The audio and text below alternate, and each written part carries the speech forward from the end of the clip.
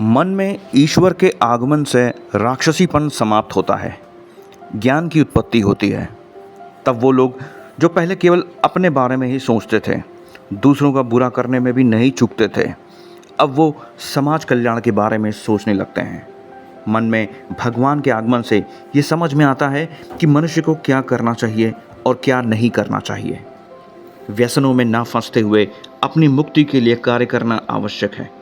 जो ईश्वर का संदेश समझ जाते हैं वो ठीक उसी प्रकार उसका अनुकरण करते हैं। फिर जब भारी मात्रा में एक बड़ा वर्ग उसका अनुकरण करता है तब वो प्रक्रिया नियम धर्म का रूप ले लेता है और किसी धर्म को मानने वाले लोगों में एकता अपने आप बन जाती है। ये एकता उतनी ही अटूट होगी जितनी तन्मयता से वो लोग अपने धर्म का पालन करेंगे। फिर उन लोगों में से किसी एक पर जब संकट आता है तो मनुष्य के कल्याण में तत्पर वो लोग अपने आप ही उसकी मदद को चले आते हैं। यही एकता का परिचय है। पुराने समय में समाज कर्म के आधार पर ब्राह्मण, क्षत्रिय, वैश्य और शूद्रों में बटा था। धर्म का पालन सभी लोग करते थे, पर प्रजा की रक्षा की जिम्मेदारी क्षत्रियों की होती थी।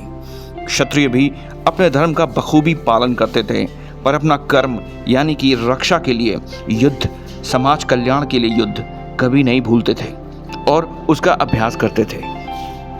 आज राजतंत्र ना होकर देश में लोकतंत्र है, तो देश के हर व्यक्ति की यह जिम्मेदारी है कि वो चुनकर ऐसे व्यक्ति को देश की बागडोर सौंपे जहां देश की सुरक्षा में कोई आंच ना हो, देश का विकास हो, ज्ञान व शिक्षा के नए मार्ग खुलें, लोगों को आगे बढ़ने का अवसर मिले और सबसे ज़रूरी बात, लोगों में एकता बनी रहे।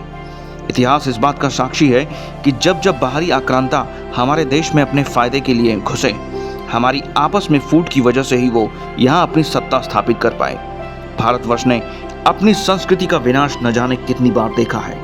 वैदिक शिक्षा खत्म हुई, हिंदुओं में अपने ही धर्म के प्रति उदासीनता आ गई, जो आपस में फूट का एक बड़ा कारण है।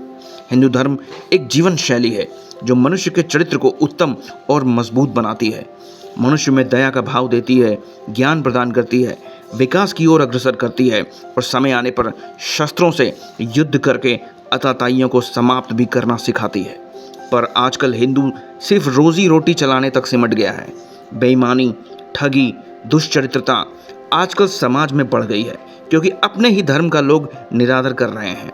अपने धर्म को समझिए, उसका उद्देश्य समझिए, वो आपकी समझ को और भी ज़्यादा बढ़ा देगा। आपको रोजी रोटी चलाने तक ही सीमित नहीं रहना है, वो काम तो एक छोटा कीड़ा भी कर देता है। आप मनुष्य होकर जन्मे हैं, आप समझिए कि आपको क्या करना है अपने समाज के लिए।